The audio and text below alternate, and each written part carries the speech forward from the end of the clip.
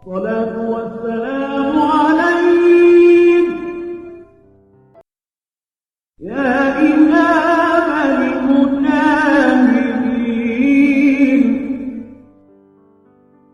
يا رسول الله.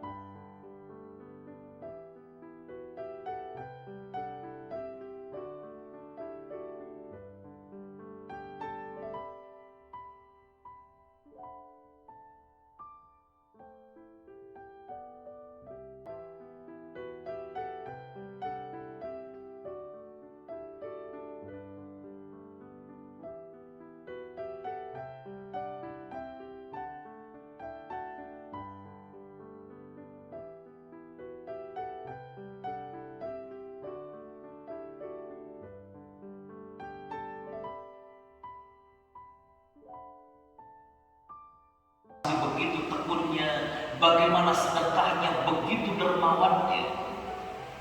Sebelum kita lanjut, saya mau tanya, jadi Nabi SAW itu kaya atau miskin? Kaya.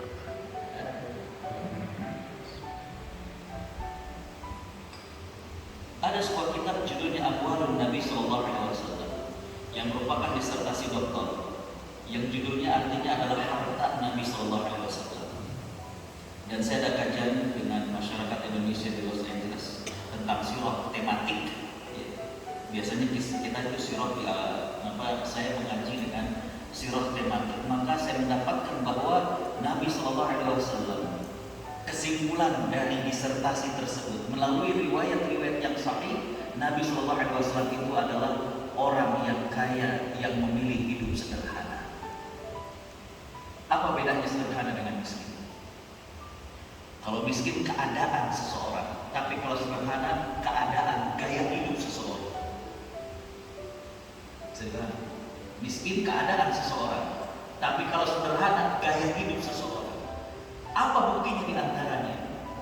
Bahwa Nabi SAW itu orang yang berharta tapi memilih hidup sederhana. Yang pertama, dari hewan yang beliau miliki saja, untanya saja, itu kita kenal paling tidak ada 3. Ada yang diberi nama dengan Quswa, ada yang diberi nama dengan Jaz'ah, ada yang diberi nama dengan Abbah. Dan unta-unta yang diberi nama ini, hadirin khotaliman rahimakumullah, bukan unta yang untuk disembelih, tapi memang unta tunggangan. Yang dia bisa ngerti, dia tahu di situ ada sumber air, bagaimana kemudian jinak, besar. Makanya ketika peristiwa hijrah dari Mekah ke Madinah, ketika kemudian para sahabat menarik-narik untuk kemudian mereka siap disinggahi oleh Nabi SAW, Nabi mengatakan, "Da'uhu, biarin. Unta ini nanti akan berhenti sendiri." Itu baru unta. Belum bighalnya. Bighal ini adalah hewan peranakan antara keledai dengan kuda. Belum kudanya. Para ulama mengatakan sekian ribu dinar. Ada yang tahu dinar berapa? Dinar itu 2,4 gram. Kalau 1000 saja kali 2,4 gram, udah 2000 gram, berarti 2 kilo emas. Hadirin khotaliman rahimakumullah, tapi Nabi SAW dijelaskan oleh sahabat Ibnu Abbas bagaimana kalau beliau kemudian infak karihil mursal, bagaikan angin yang berhembus. Kenapa disebut angin yang berhembus? Begitu cepatnya Nabi tergerak untuk kemudian berinfak, dan yang namanya angin bikin sejuk orang yang kemudian kena dengan angin itu. Hadirin khotaliman rahimakumullah, kembali bahwa bersegera dan berlomba-lomba ini ternyata merupakan karakternya orang-orang yang beriman. Udah wataknya kayak begitu. Nah, hadirin khotaliman rahimakumullah, ada satu pesan dari Nabi SAW. Kenapa perlu berlomba-lomba dalam kebaikan? Dalam hadis yang diriwayatkan oleh Imam Muslim nomor 118, Nabi Shallallahu Alaihi Wasallam bersabda, "Badiru bil a'mali fitana, laqita'il lailil muslim, yusbihu ar-rajulu mu'minan, wa yumsi kafira, wa yumsi mu'minan, wa yusbihu kafira, yabi'u dinahu bi'aradin minad dunya." Atau kama qala Sallallahu Alaihi Wasallam. Nabi SAW mengatakan, bersegeralah kalian melakukan amal soleh sebelum datang fitnah.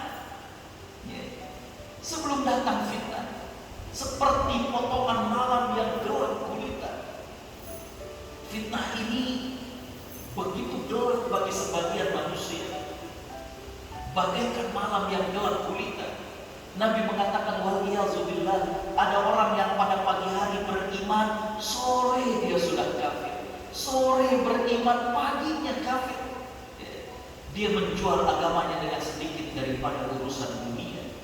Hadirin hadirin rahimakumullah, para ulama mengatakan yang dimaksud dengan fitnah dalam hadis tersebut adalah syubhat, racun-racun pemikiran, atau syahwat, dorongan nafsu untuk melakukan maksiat.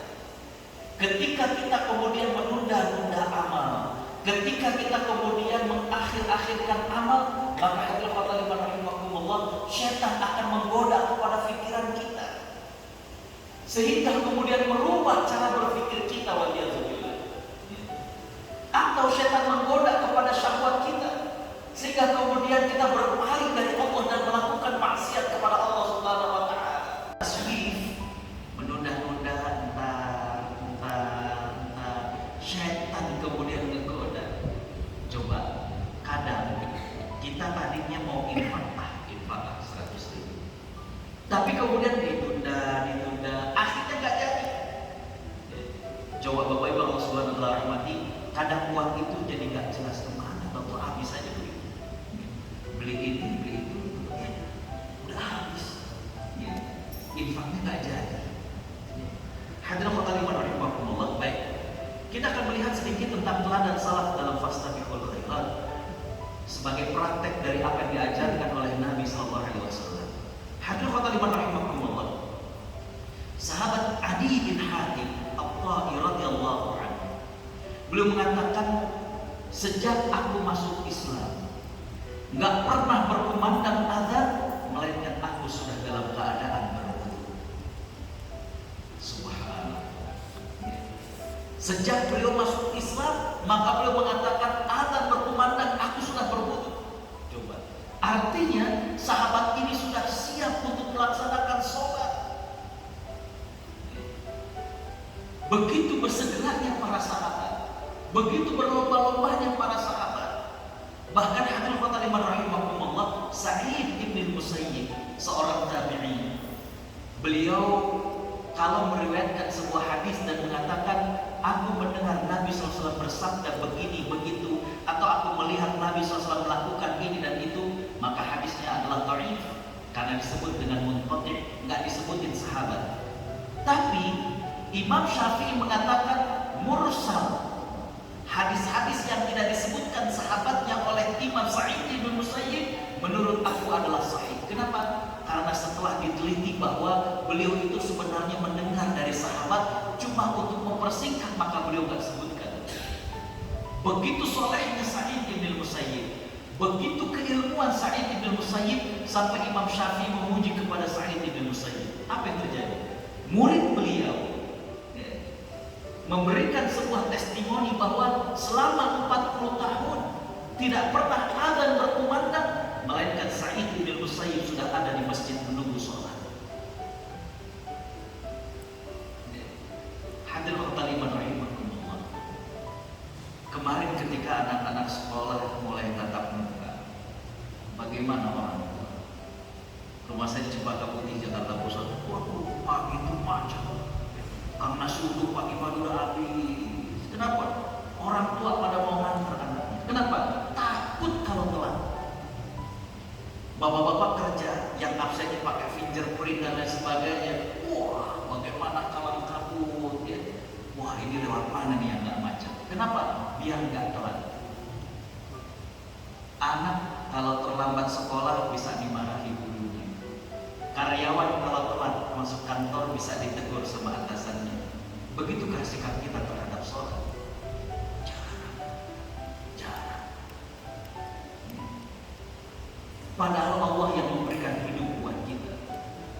Sama kayak kantor yang memberikan gaji kepada kita, Allah yang memberikan hidup kepada kita.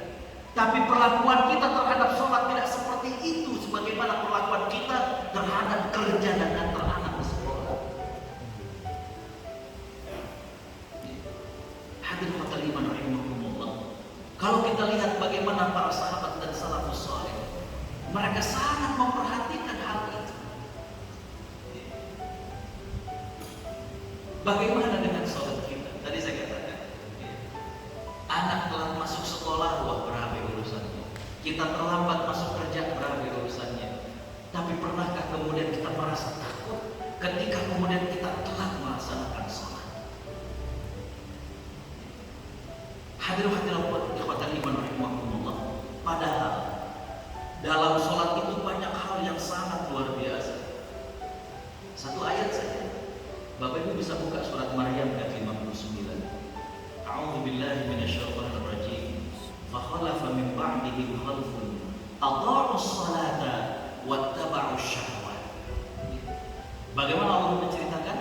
Maka dia digantikan dengan pengganti yang buruk, di mana pengganti itu melalaikan sholat dan mudah memperturut hawa nafsu. Para ulama mengatakan Allah menggandengkan dalam surat Maryam ayat 59 tadi, bagaimana orang yang lalai sholat dan mudah mengikuti hawa nafsu. Seolah-olah Allah ingin mengatakan kalau ada di antara kita yang gampang banget tergoda dengan hawa nafsu, mudah sekali melakukan maksiat, periksa aja gimana dia dengan sholat. Gitu aja.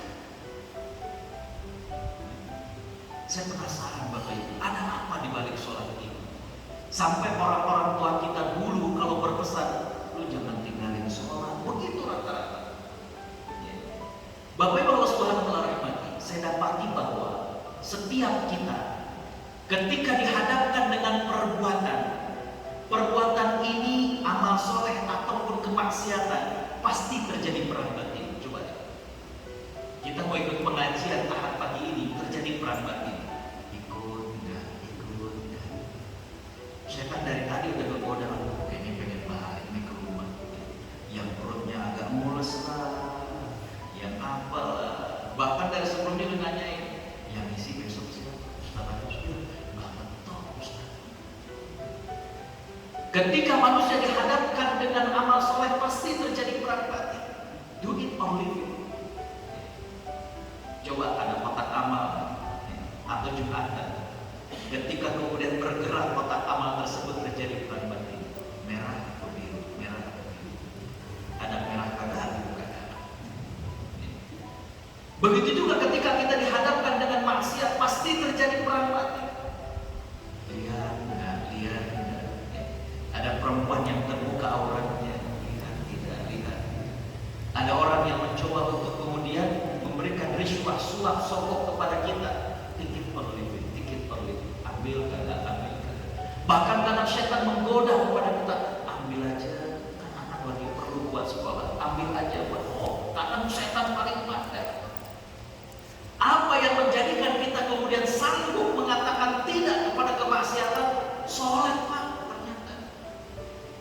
Dalam hadis dari sahabat Abu Hurairah riwayat Imam Muslim, bagaimana Nabi SAW mengatakan sholat itu tanpa kita sadari, Allah akan penuhi hati kita dengan keimanan, sehingga pada saat dihadapkan dengan maksiat, kita mengatakan begitu. Makanya perhatian sahabat dan salafus saleh terhadap sholat itu luar biasa. Ya. Baik, hadirin khotbah iman rahimahullah. Begitu juga bagaimana bersegera dan berlombanya para sahabat untuk minta didoakan. Dalam hadis Nabi SAW pernah mengatakan kepada para sahabat, akan masuk surga dari umatku 70.000 yang tanpa melalui hisab. Subhanallah, enak benar. Masuk ke dalam surga tanpa melalui hisab. Yeah. Dalam sebuah hadis yang lain Nabi SAW mengatakan, man husiba udziba, barang siapa yang mengalami hisab seolah-olah udah kayak diazab. Kenapa? Karena deg-degannya, penasarannya, cemasnya, takutnya. Ya Allah, kita yang tahu tentang diri kita, bagaimana dulu waktu muda, bagaimana ketika kita sendirian, bagaimana ketika kita mainin handphone kita. Hadirin khotbah ketika kita menghadapi hisab Allah Subhanahu wa taala, bagaikan kita sudah diazab. Kenapa? Cemas, takut. Ini ada 70.000 di antara umat Nabi Muhammad SAW yang akan masuk surga tanpa melalui hisab. Berdiri sahabat yang mengatakan, "Ya Rasulullah, doakan aku termasuk di antaranya." Nabi SAW kemudian mengatakan, "Allahumma ja'alhu minhum." Ya Allah, jadikan ia termasuk di antaranya. Berdiri sahabat yang kedua, "Ya Rasulullah, doakan aku juga." Apa kata Nabi SAW? "Sabaqaka bika Ukasha." Kamu sudah keduluan sama yang pertama, yang namanya Ukasha. Begitu bersegeranya para sahabat, sehingga kemudian Ukasha menjadi seorang sahabat yang menjadi contoh bagaimana berlomba-lomba dalam kebaikan.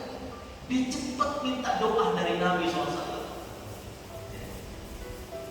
Makanya anak saya yang pertama saya kasih nama dengan Ukasha. Ya. Saya S1, S2, S3 jurusan hadis, kemudian saya bilang sama istri dulu, ntar kita kasih nama anak kita nama-nama sahabat yang jarang dinamakan ataupun diberi nama oleh orang-orang.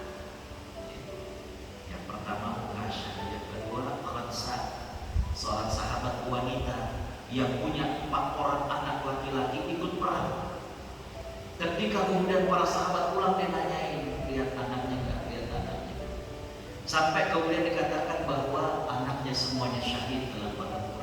Apa kata beliau? Justru beliau memuji Allah Subhanahu wa taala. Alhamdulillahilladzi rasafani hadhil aulad. Segala puji bagi Allah yang telah menganugerahkan kepadaku keempat anak tersebut. Kalau aku punya anak laki-laki lagi, maka aku akan kirimkan untuk berjihad di jalan Allah Subhanahu wa taala. Yang terakhir, hadirin khotaliman rahimakumullah, nama asli dari Ummu Sulaim Rumaisyah, seorang sahabat wanita yang cantik jelita. Ada seorang tokoh Quraisy, dia bangsawan, rupawan, melamar daripada dirinya. Maka kemudian dia mengatakan, "Rajulun mithluka la turad." Laki-laki sepertimu gak ada perempuan yang akan menolak kalau dilamar. Ghairu annaka kafir, cuma kamu masih kafir. Maka beliau minta mas kawinnya adalah Islamnya laki-laki tersebut.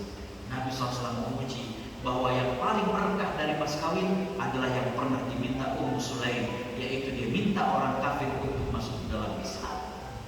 Baik, hadirin khotaliman rahimakumullah. Jadi kembali bahwa begitulah para sahabat, begitulah para salafus saleh. Mereka bersegera dan berlomba untuk kemudian melakukan amal saleh.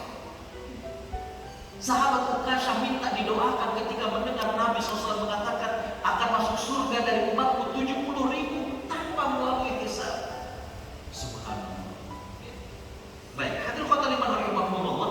Yang berikutnya adalah bagaimana kompetisi Umar bin Khattab dan Abu Bakar As-Siddiq dalam salah satu peperangan ketika Nabi SAW mengajak para sahabat untuk bersedekah dan berinfak. Umar bin Khattab sudah membawa separuh dari hartanya. Ketika kemudian diserahkan kepada Nabi SAW dan kemudian Nabi berkata kepadanya, "Apa yang kau tinggalkan untuk anak dan istrimu?" Maka kemudian Umar mengatakan, "Aku meninggalkan hal yang serupa." Artinya berarti separuh yang kemudian disedekahkan oleh Umar bin Khattab radhiyallahu anhu. Tapi tidak lama berselang kemudian datang Abu Bakar As-Siddiq dan membawa hartanya. Dan ketika kemudian ditanya oleh Nabi SAW, "Apa yang kau tinggalkan untuk anak dan istri?" Maka kemudian Abu Bakar mengatakan, "Aku meninggalkan untuk anak dan istriku adalah Allah dan Rasul." Umar kemudian mengatakan, "Demi Allah, aku gak pernah bisa menyaingi Abu Bakar As-Siddiq." Beginilah kompetisi para sahabat. Kalau kita sekarang mungkin ketika kita ke masjid, oh, udah ada Bapak Fulan, besok saya mau datang lebih awal lagi. Ketika datang dilihat, oh Bapak Fulan lagi baca Quran, berarti kalau saya datang ke masjid bukan cuma sekedar segera datang ke masjid, tapi main HP, saya baca Quran. Begitu semangat berkompetisi. Bagaimana berlomba-lomba. Hadirin khotaliman rahimakumullah. Dalam hadis yang diriwayatkan oleh Imam Bukhari dan Imam Muslim, bagaimana sahabat-sahabat yang miskin pernah datang kepada Nabi SAW dan mereka mengatakan, "Ya Rasulullah, dhahaba ahlud dufur bil ujur." Ya Rasulullah, orang-orang kaya sudah membawa seluruh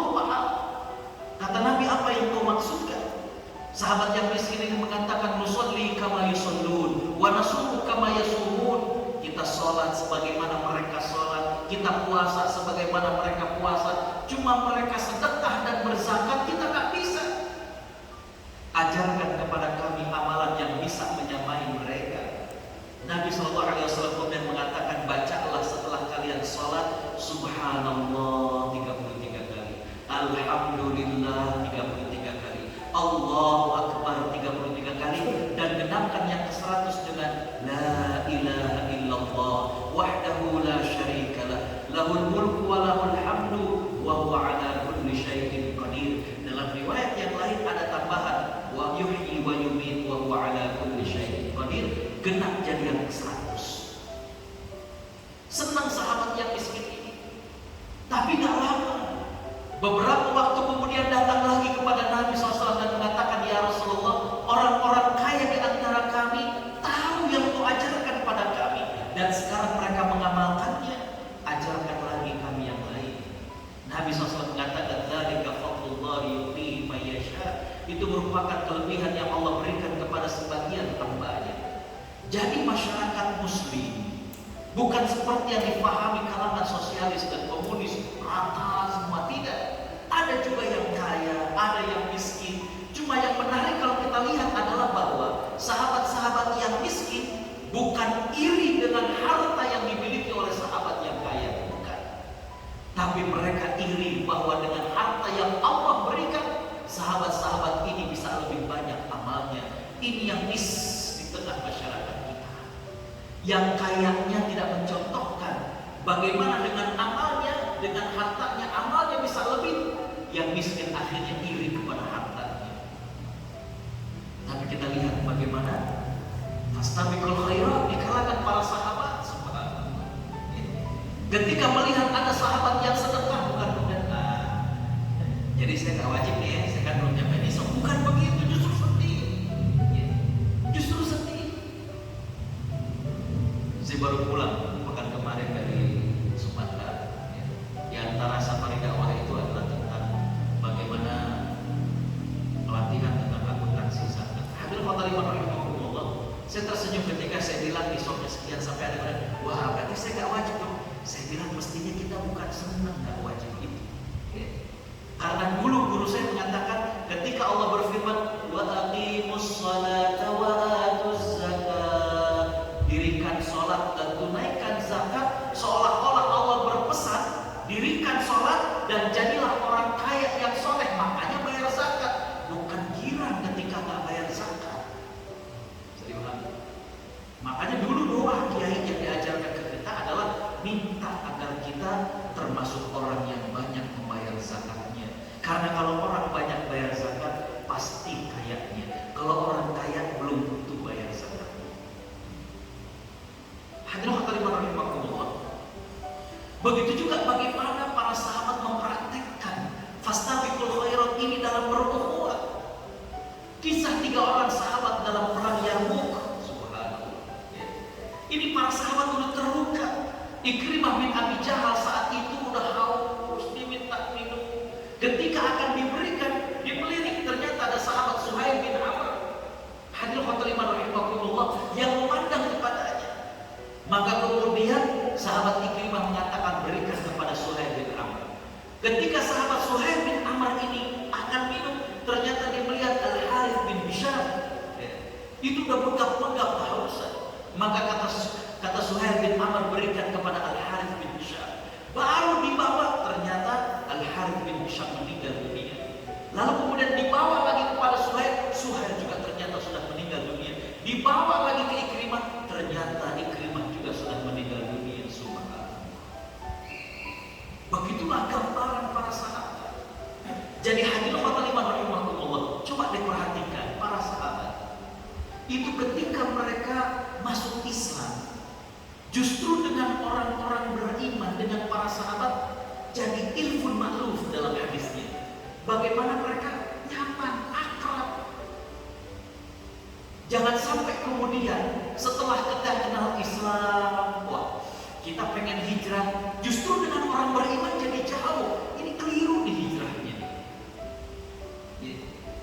Sahabat-sahabat Nabi SAW, ketika mereka kemudian masuk Islam, itu jadi akrab dengan para sahabat yang lain, dengan orang beriman itu, aduh, akrab. kemudian setelah kemudian kenal Islam dengan hijrah, lalu kemudian menjauh dari orang-orang yang beriman. Something wrong kalau kayak gitu di sini. Hadirin rahimakumullah, coba lihat bagaimana seorang sahabat ketika berada di masjid Nabi Sallallahu Alaihi Wasallam. Ada dua riwayat. Riwayat yang pertama, sahabat ini datang kepada Nabi SAW, dan Nabi itu di antara baiknya adalah beliau tidak pernah menolak orang yang meminta. Kalau beliau ada maka beliau beri. Kalau beliau tidak ada maka beliau akan cari siapa yang mampu memberi. Ada sahabat yang kemudian mengemukakan bahwa dia perlu makan. Hadirin rahimakumullah, maka kemudian ada sahabat yang siap untuk melayaninya. Maka diajaklah ke rumahnya. Dia bertanya kepada istrinya, ada apa? Ternyata hanya makanan untuk anak-anak. Maka kemudian dia berkata kepada istrinya, ajak anak-anak kita bermain. Kalau kemudian anak kita ingin makan, fanawwimihim, ajak tidur. Hadirin rahimakumullah, bagaimana yang terjadi? Sahabat ini makan dengan begitu sukanya, dan sedangkan tuan rumahnya hadirin rahimakumullah sebenarnya hanya memiliki makanan itu. Hadirin rahimakumullah, Nabi Sallallahu Alaihi Wasallam menyampaikan kabar gembira sebagaimana yang Allah firmankan dalam surat Al-Hasyr, a'udzubillahi minasyaitonir rajim, wa yu'thiruna 'ala anfusihim walau kana bihim khasasah. Dia mendahulukan kepada orang lain padahal dia juga membutuhkan. Begitu gambaran para sahabat satu dengan yang lainnya. Sungguh sangat disayangkan kalau kemudian kita sekarang ini kenal Islam, semangat belajar Islam, tapi kok malah jauh dengan orang muslim yang lainnya. Justru kemudian jadi gak akrab dengan muslim yang lainnya. Something wrong ya. Mestinya kita merasakan itu saudara kita. Bagaimana dia lebih baik mungkin daripada saya. Ada satu kejadian. Dari sahabat Tamim bin Aus Ad-Dari. Ada yang tahu siapa beliau? Sahabat Abu Darda. Nama aslinya adalah Tamim bin Aus Ad-Dari radhiyallahu anhu. Hadis diriwayatkan oleh Imam Bukhari.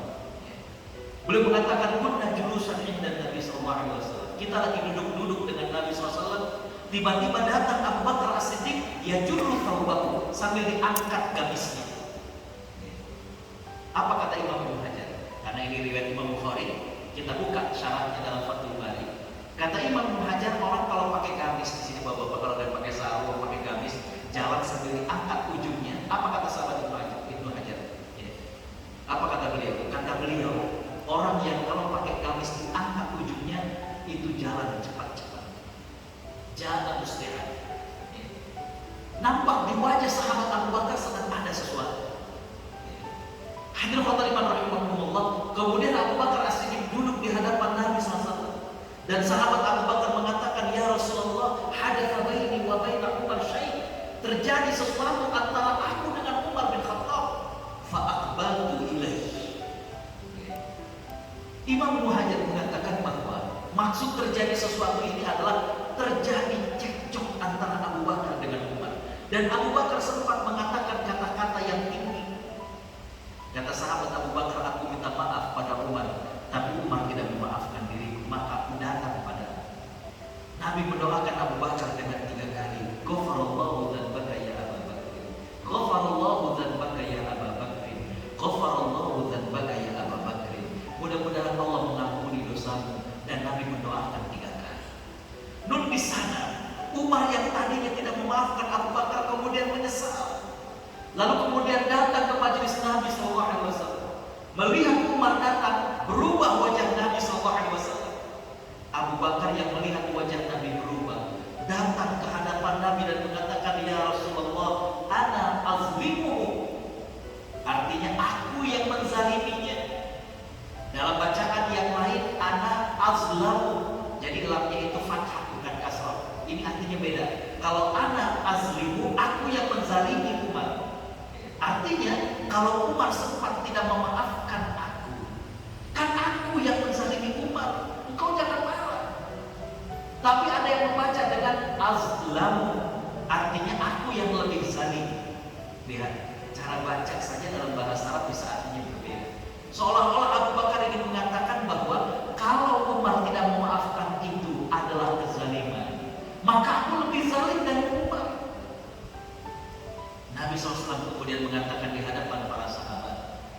sesungguhnya Allah mengutus aku kepada kalian, dan yang pertama kali beriman adalah Abu Bakar. Apakah kalian akan menyakiti Abu Bakar setelah aku meninggal dunia? Maka kata sahabat Abu Darda, fama ada Abu Bakrin ba'da dzalik. Gak ada yang berani menyakiti Abu Bakar setelah itu.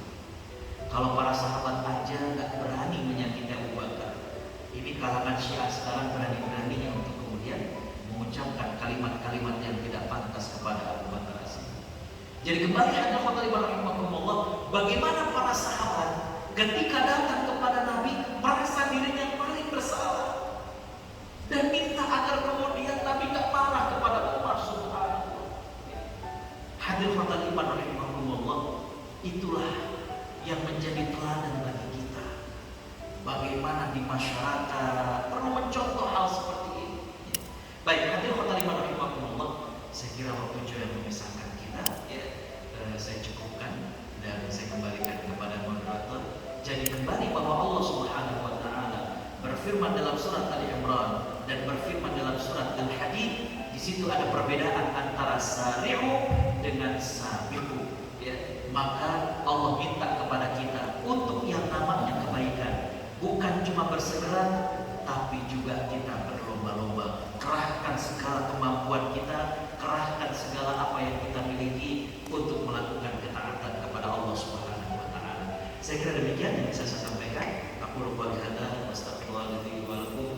Assalamualaikum warahmatullahi wabarakatuh. Wasari'u, yang pertama adalah bersegera, kemudian wasabiqu, berlomba. Dan tadi Pak Ustaz mengatakan bahwa tidak ada kata sinonim dalam Al-Quran. Yang dimaksud di sini adalah bahwa tidak ada dalam satu kata mengandung dua makna, atau kata tadi tidak diulang dalam Al-Quran. Jadi Allah pada saat memerintahkan Fastabiqul khairat menggunakan katanya yang berbeda-beda. Pertanyaannya, apakah Allah dalam hal apa menggunakan kata yang berbeda untuk suatu perintah, atau mengulang-ulang seperti dalam Ar-Rahman, tidak menggunakan yang lain tapi diulang-ulang dengan Mohon pencerahannya Pak Ustaz terkait dengan sinonim tadi, tidak mengandung makna yang berganda atau memang tidak diulang dalam Al-Quran sehingga Allah menggunakan kata-kata yang lain. Terima kasih Pak Ustaz. Langsung dijawab atau dikumpulkan langsung? Bismillahirrahmanirrahim. Alhamdulillah, salatu wassalamu ala Rasulillah. Hadirin rahimakumullah. Para ulama tafsir mengatakan la taraduf fil Quran. Tidak ada sinonim dalam Al-Quran. Artinya adalah tidak mungkin dua kata yang berbeda artinya sama. Contoh, Bapak, Ibu tentu pernah dengar kata-kata sakinah. Apalagi kalau ada undangan akad nikah, sakinah, mawaddah, warahmah. Tapi kita juga kenal dan kita pernah dengar kata-kata tumanina, itminah. Ala bidzikrillahi gimana? Tatmainnul qulub. Apa bedanya tumanina dengan sakinah? Hadirin rahimakumullah, ketika kita terjemahkan, coba dilihat artinya, itu biasanya diterjemahkan dengan tentram, tenang. Tapi ketika Allah firmankan, itu stressingnya beda-beda. Kalau tumanina itu adalah ketentraman setelah beribadah. Makanya sholat Nabi SAW mengatakan tumanina. Zikir mendatangkan tumanina. Artinya setelah kita sholat ada rasanya tentram, ada rasanya tenang, ada rasanya kenyamanan. Tapi kalau sakinah itu artinya adalah tentram setelah sebelumnya badai. Jadi kalau lautan lebat itu kan suka terjadi badai. Tapi setelah badai, lautan itu akan tenang, bahkan kadang lebih tenang daripada sebelum terjadinya badai. Nah ini sebenarnya kalau ada bapak-bapak yang kemudian ingin menasihati anaknya atau juga buat pelajaran kepada kita, Allah menggunakan bukan tumanina. Karena dalam kita berumah tangga pasti menghadapi badai, pasti saya katakan. Ya. Saya ada 3 seri tentang pernak-pernik rumah tangga Nabi SAW. Bagaimana sih rumah tangga Nabi? Selama ini kan kita berbicara sunnah Nabi itu lebih kepada fisik, ya. Jenggot Nabi, celana Nabi, atau ibadah, sholatnya gimana, puasanya gimana. Rumah tangga Nabi itu kayak gimana, itu jarang. Betul. Pernahkah menghadapi masalah? Lah terus kalau pernah menghadapi masalah, bagaimana sunnah Nabi menghadapi masalah rumah tangga? Ya. Itu ada 3 seri, 3 pertemuan. Nah, hadirin khotbah rahimahumullah, menggunakan sakinah. Jadi tumaninah dengan sakinah beda. Ketika Allah menyebutkan, walaupun terjemahannya tenang, atau bisa dilihat di YouTube khutbah Jumat saya di salah satu masjid, judulnya Antara Kesenangan dengan Kebahagiaan. Dalam Al-Quran Allah menyebutkan kesenangan dengan mata, tapi Allah menyebutkan kebahagiaan dengan as-sa'adah. Bahasa Inggris aja ada yang happiness, ada yang pleasure, fun. Itu aja udah beda. Ya. Jadi artinya dalam Al-Quran nggak ada taroduf, pasti stressingnya berbeda-beda. Ya. Dan ada satu materi lagi judulnya 8 jenis cinta dalam Al-Quran. Jadi Allah menyebutkan cinta dalam Al-Quran itu ada 8 dan kita harus tahu tuh beda-bedanya. Ada cinta ini, cinta itu, bahkan ada cinta yang terlarang. Ya. Hadirin khotbah rahimahumullah, di surat Ar-Rum ayat 21 sebenarnya Allah membedakan sakinah tadi artinya. Kemudian mawaddah warahmah itu adalah jenis cinta. Saya kasih deh bocorannya. Mawaddah adalah cinta yang menggebu. Bagaimana keinginan untuk selalu dekat dengan pasangan. Bagaimana kemudian diungkapkan dengan verbal. Ini biasanya cinta di awal-awal pernikahan. Tapi rahmah adalah kasih sayang. Ketika pernikahan memasuki usia yang kesekian, maka hadirin khotbah rahimahumullah, cinta suami dengan istri berubah menjadi rahmah. Saling mengayomi, saling melengkapi. Jadi ketika bapak-bapak, maaf saya lihat banyak yang udah mulai sepuh, kalau kemudian diajarin cinta mawaddah, misalkan, coba deh Pak, nanti ke istri kasih bunga, ini rasanya gimana? Kita udah bukan zamannya. Jadi hadirin khotbah itulah maksud la taraduf fil Quran. Enggak ada sinonim dalam Al-Quran. Tapi kalau pengulangan, maka ada. Gunanya adalah untuk penekanan. Coba Bapak Ibu lihat tadi dalam surat Ar-Rahman, Allah lebih dari 30 kali mengulang. Dan itu masing-masing itu ada penekanannya. Pengulangan itu agar kita tersadar. Tapi Bapak Ibu Allah Subhanahu wa taala rahmati, setiap kali Allah menceritakan ini, Allah ingatkan. Ya. Jadi per topik-topik itu Allah ingatkan nikmat Tuhan yang mana lagi yang harus ada.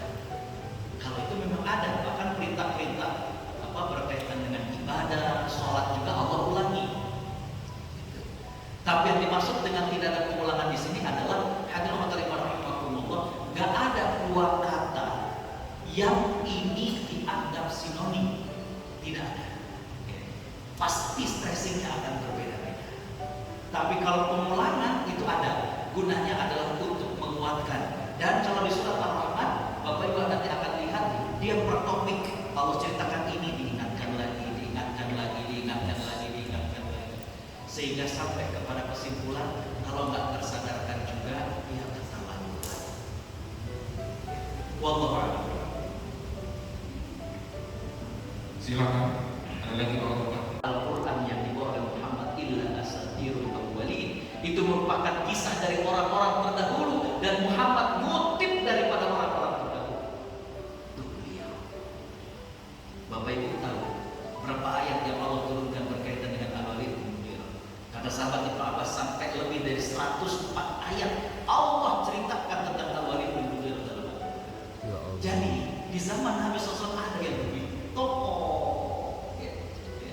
luar biasa, kaya, dermawan, dan secara performanya luar biasa. Dia nggak pernah minum khamar di saat orang lain minum khamar.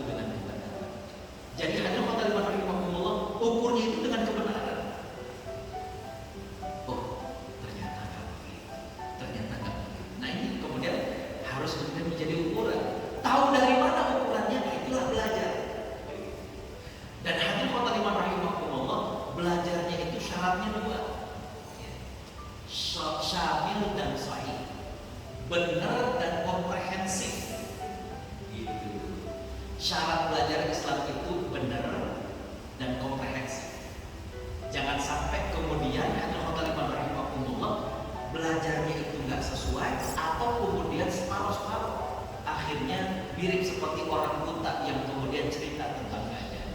Jadi pertama berkaitan dengan menyikapinya adalah tentunya kita harus paham bahwa dunia akan selalu berubah. Ceritanya akan sama, cuma aktornya saja berbeda. Ketika kemudian di zaman Nabi ada yang seperti itu, ya zaman sekarang juga akan ada yang seperti itu.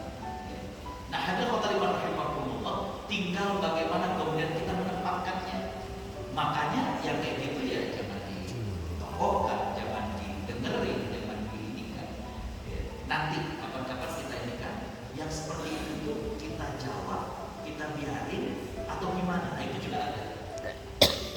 Jadi perlu kita buat klasifikasi. Hadirin rahimahumullah, ada waktu itu yang sempat datang kepada saya. Ini satu angkatan dulu ketika di Al-Azhar. Orang bilang nih, karena sejak di Al-Azhar itu begini. Ada banyak yang Ustaz, coba dong. Saya bilang, kalau saya komentarin beliau, justru akan senang naik malah jadi.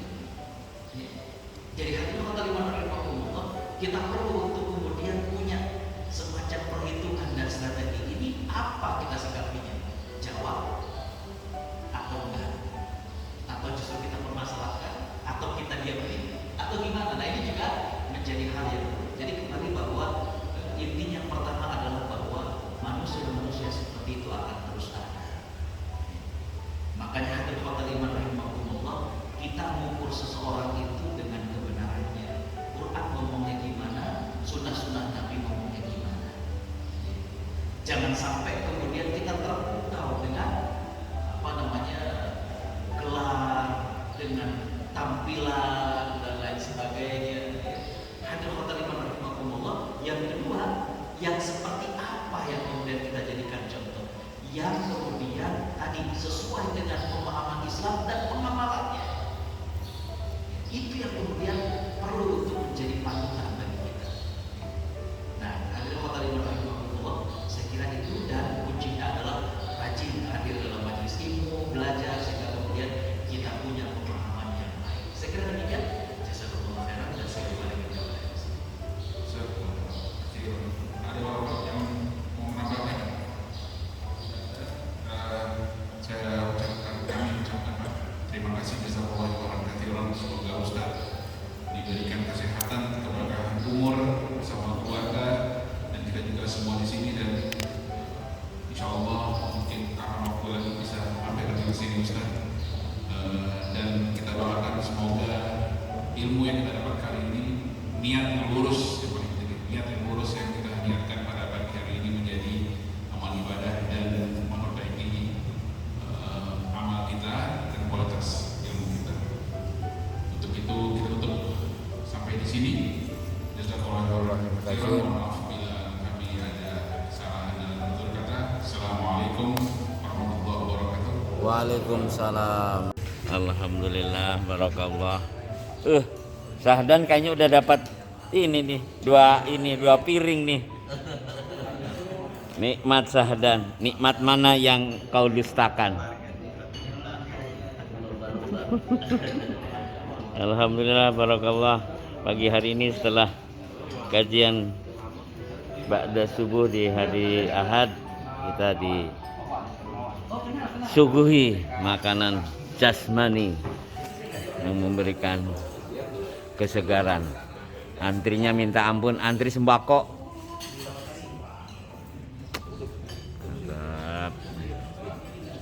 Alhamdulillah, disisir sebelah timur masjid. Alhamdulillah.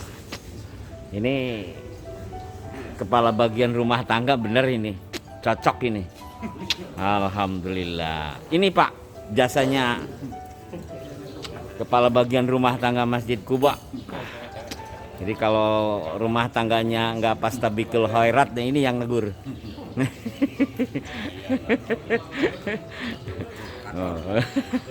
Apa nanam? Kita lihat. Oh. Loh, tinggal berapa nih kayaknya nggak kebagian ini, Pak? Gimana nih? Dijamin. Alhamdulillahirobbil alamin. Tuh, Pak Soleh. Nih Pak Soleh aja udah hampir 3 piring nih nambah kayaknya nih. Oh kan? Tuh lihat tuh piringnya sampai banyak banget itu piringnya. Ya Allah, sampai 3 nih Pak Soleh nih. Bener-bener anak soleh. Dekat sengaja pura-pura. Alhamdulillah. Wah. Mudah-mudahan masih kebagian ini. Alhamdulillah. Rabbil alamin.